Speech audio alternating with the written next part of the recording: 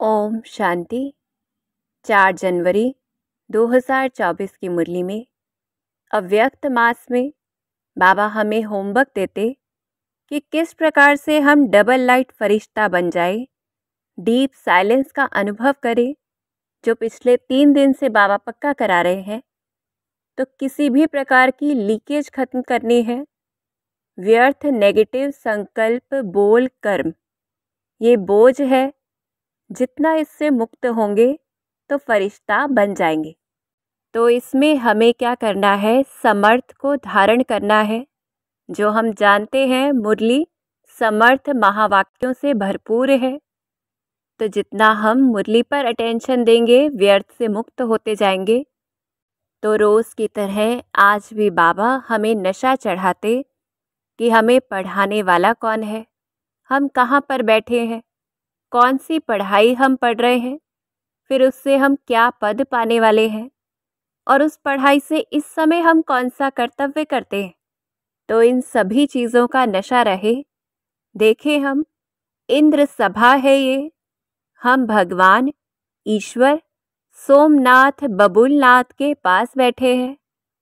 फिर इसी समय हम बच्चों को लॉटरी मिलती है जो स्वयं भगवान हमें पढ़ाते हैं। सतयुग में तो देवता देवताओं को पढ़ाएंगे, यहाँ मनुष्य मनुष्यों को पढ़ाते हम ही हैं जिनके पास सारी नॉलेज है, देवताओं में भी नहीं है। हम ब्राह्मणों ने ही राम राज्य और रावण राज्य को समझा है, अर्थात हम रोशनी में हैं और ऊपर की ओर जा रहे हैं।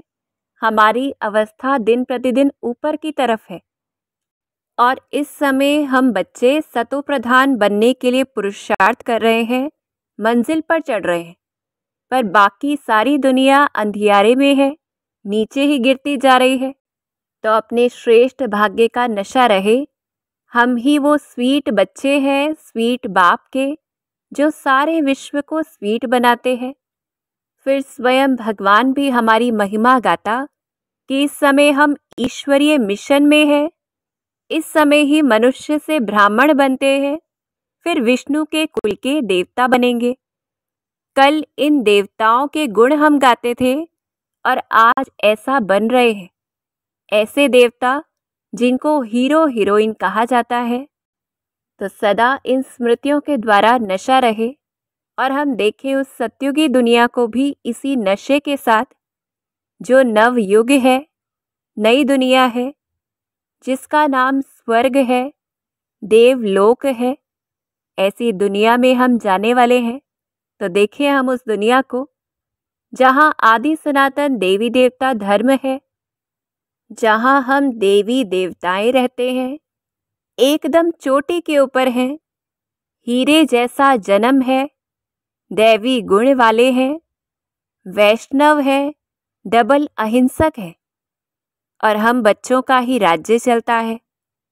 ऐसा समय जहाँ तत्व भी सतो प्रधान होते हैं, सभी तत्व ऑर्डर में रहते हैं और हर एक तत्व से सुख मिलता है, जहाँ दुख का नाम भी नहीं, अशांति की कोई बात भी नहीं। तो ऐसे नशे से हम याद करें उस सत्युगी दुनिया को और फिर पुरुषार्थ में लग जाएं। तो चारों सब्जेक्ट्स पर अटेंशन देना है, जिसमें पहला सब्जेक्ट है ज्ञान, जो रोज़ बाबा पक्का कराते कि जितना हम श्रीमत पर चलेंगे उतना ऊंच पद पाएंगे।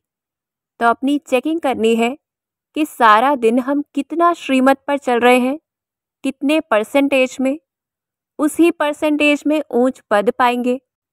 और बाबा ये भी अंडरलाइन कराते कि मुरली सुनना अर्थात धन कमाना ज्ञान का, ये याद की सब्जेक्ट में नहीं आता है, इससे विक्रम विनाश नहीं होंगे। तो हमें ये याद रखना है मुरली सब कुछ नहीं है, पर मुरली से सब कुछ है। अर्थात बाकी सारे सब्जेक्ट हम तभी कर सकते हैं जब हम मुरली सुनते हैं, पढ़ते हैं, जितना बार पढ़ते हैं, जितनी बार सुनते हैं। जैसे हमारे आदि रत्नों ने, दादी जानकी जी ने बहुत बार किया। तो हमारी ज्ञान की सब्जेक्ट सिर्फ मुरली सुनने तक नहीं है। हम स्टूडेंट्स हैं तो पढ़ाई की याद भी रहनी चाहिए, सारा चक्र बुद्धि में फिरता रहे, उठते बैठते चलते फिरते स्वदर्शन चक्रधारी बनना है, तो ही विष्णु के कुल में जाएंगे। फिर और जो हमारा योग में आता है कि शिव बाबा को याद करना है, तो बाबा ये पक्का कराते कि निराकार परमात्मा को कोई मनुष्य तो समझ न सके, तो उसे समझने के लिए हमें भी निराकार बनना होगा। मुख्य याद की यात्रा ही है। इसमें बहुत अच्छा चार्ट रखना है, 8 घंटा याद का चार्ट। इसी से कर्मातीत अवस्था अंत में होगी, और जब हमारी कर्मातीत अवस्था होगी तभी हम फाइनल देवताओं के स्वरूप से रेडी होंगे। तो कैसे करना है 8 घंटा याद? बाबा ने तरीके बताए कि भोजन करते हैं, बनाते हैं, कोई भी काम करते हैं तो याद करना है। कोई कोई बातों में हम ऐसा कहेंगे कि शिव बाबा हमारे साथ है, तो इस स्वरूप से याद करना है। और क्यों याद करना है? क्योंकि इसी से हमारी आयु बढ़ेगी, हम सतो प्रधान बनेंगे, विक्रम विनाश भी होंगे, आत्मा के अंदर बल बढ़ता जाएगा, हम पवित्र बनते जाएंगे, हमारी ऐसी अवस्था हो जाएगी जो बोल चाल बिल्कुल ही अलग होगा मनुष्यों से। तो इस समय की भी आयु बढ़ेगी और नई दुनिया में भी बढ़ेगी। तो कैसे याद करना है शिव बाबा को? जो रोज बाबा हमें तरीके बताते, उसके कर्तव्य बताते, तो देखें हम उसे, जो ऊंचे ते ऊंचा भगवान है, ईश्वर है, सोमनाथ है, बबूलनाथ है, कि हम कांटों को फूल बनाता है, सोमरस पिलाता है, जो हमें सिखलाता है, पावन बनाता है, देवता बनाता है, और आकर राजधानी स्थापन कर हम सभी बच्चों को वापस ले जाता है। तो ऐसे हम शिव बाबा को याद करें। और जैसे कल बाबा ने हमें याद की एक अवस्था बताई थी, ऐसे ही बाबा एक और अंडरलाइन कराते कि याद ऐसी जिसमें सुनना भी बंद हो जाता है, अर्थात संपूर्ण एकाग्रता, जहाँ हमें कुछ भी आसपास हो रहा है वो सुन नहीं रहा। तो ऐसे ज्ञान और योग पर अंडरलाइन करते धारणा मूर्त बनना है, पुरानी दुनिया को एकदम भूल जाना है। तो कैसे करेंगे हम ये होमवर्क? क्योंकि पुरानी दुनिया की अगर याद पड़ती है तो हमें विचार सागर मंथन ज्ञान बिल्कुल भी नहीं बुद्धि में रहेगा। सब विचार सागर मंथन तो हम बच्चों को ही करना है, शिव बाबा तो नहीं करेंगे। तो इसमें ही सॉल्यूशन है। जितना हम ज्ञान का विचार सागर मंथन करते रहेंगे तो पुरानी दुनिया याद ही नहीं आएगी, क्योंकि बुद्धि का कार्य है कुछ ना कुछ याद करना, हमें सिर्फ सही दिशा देनी है। तो बाबा हमें वैराग्य भी दिलाते कि हमें पुरानी दुनिया याद न रहे, तो इस दुनिया को देखते हम वैराग्य धारण करें, जहाँ सब मृत्यु लोक में है, मनुष्य है, कौड़ी जैसा जन्म है, अज्ञान काल में है, और जो भी कुछ करते वो उल्टा ही होता, डबल हिंसक है, मारा मारी भी करते, काम कटारी भी चलाते, विकारी मनुष्य है, और हर चीज भी टेढ़ी बाकी है, पुरानी है, सब किचड़ा है। फिर तत्व भी 5 तत्व जो तमो प्रधान है, मौत ही मौत लगी पड़ी है। तो हमें क्या करना है? नई दुनिया को और अपने घर को याद करना है। फिर बाबा एक और धारणा पर अटेंशन दिलाते कि हमें मीठा बनना है। ऐसा वैसा अक्षर बोलने से तो न बोलना अच्छा है, मुख में मुलहरा डाल लेना है, और हर चीज को एक खेल के स्वरूप से देखना है, जो अनेक बार होता है, चक्र फिरता रहता है। फिर चौथी धारणा, कारण रूपी नेगेटिव को समाधान रूपी पॉजिटिव बनाना है। तो कारण का निवारण भी करना है और उस परिस्थिति को, उस बात को पॉजिटिव भी बनाना है। तो नॉलेज अच्छी रीति धारण करनी है, इससे हमारे अंदर के विकार खत्म होंगे। सिर्फ नॉलेज सुनने से, मुरली सुनने से विकार खत्म नहीं होंगे, जो आज भी बाबा ने पक्का कराया। तो अगर धारण नहीं करते तो रिपोर्ट आती है कि क्रोध बहुत है, तो देखना है। फिर धारणा मूर्त हो, सेवा करनी है, क्योंकि हम पंडे हैं जो सबको रास्ता बताने वाले हैं। ऐसी यात्रा का जिसका कोई वर्णन शास्त्रों में भी नहीं है, ऐसी यात्रा जो हम भी पहले नहीं जानते थे, अब हमें बतानी है मन मना भव की यात्रा।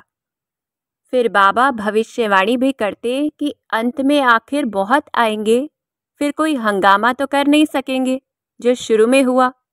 और ये चित्र जो बनाए गए हैं ये अखबार आदि में भी पढ़ेंगे, हम बच्चों को भी निमंत्रण मिलेंगे, सबको मालूम पड़ जाएगा कि बाप आया हुआ है।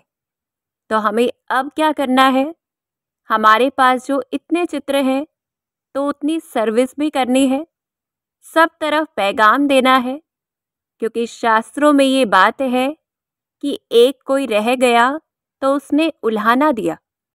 इसलिए बाबा रोज हमें प्रेरित करते कि हम बच्चों के ऊपर कोई उल्हाना ना आए। तो बाबा पॉइंट्स भी बताते कि जैसे हिंदू धर्म नहीं है, हिंदुस्तान तो देश का नाम है, इस पॉइंट पर हम समझा सकते हैं। फिर विश्व में शांति मांगते हैं तो ज़रूर कभी विश्व में शांति थी। तो ऐसे अनेक पॉइंट्स पे हम सेवा कर सकते हैं, और जो सर्विस करेंगे उनका नाम ज़रूर बाबा भी लेंगे। फिर रूहानी सर्विस नहीं कर सकते तो स्थूल सर्विस करें, और अटेंशन देना है सेवा के क्षेत्र में कि बाबा की याद में रहकर सर्विस करें, और एक दो को याद दिलाते रहे तो ही अहोभाग्य कहा जाएगा, क्योंकि हम देवता बनने आए हैं, सेवा करने नहीं आए हैं सिर्फ। तो सेवा के साथ याद पर अटेंशन देना है, सेवा में स्वस्थिति का बैलेंस ये अभ्यास रहे।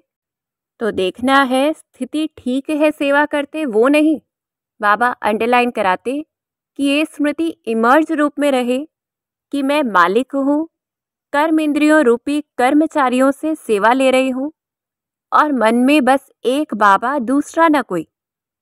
तो ही हमारी कर्मातीत स्थिति होगी, तपस्वी मूर्त कहलाएंगे। और बाबा उमंग दिलाते कि पिछाड़ी में आने वाले भी रात दिन मेहनत करके पतित से पावन बनेंगे, माला के दाने बनेंगे। और जितना हम आगे बढ़ते जाएंगे अर्थात स्थिति के स्वरूप से, उतना साक्षात्कार भी ज़्यादा होंगे। फिर बाबा साक्षी हो जाते हमें सब कुछ पढ़ाकर कि कल्प पहले जिसने जो पद पाया होगा, जो रिजल्ट निकली होगी वही निकलेगी। नंबरवार पुरुषार्थ अनुसार राजधानी स्थापन हो रही है। तो हमें अव्यक्त स्थिति बनानी है, क्योंकि बाबा ने तो हमें पक्का कर दिया है कि माला का दाना ज़रूर निकलेगा अंत वाली आत्माओं से भी। तो बीती को बीती कर गैलप करना है, आगे बढ़ना है। अच्छा, ओम शांति।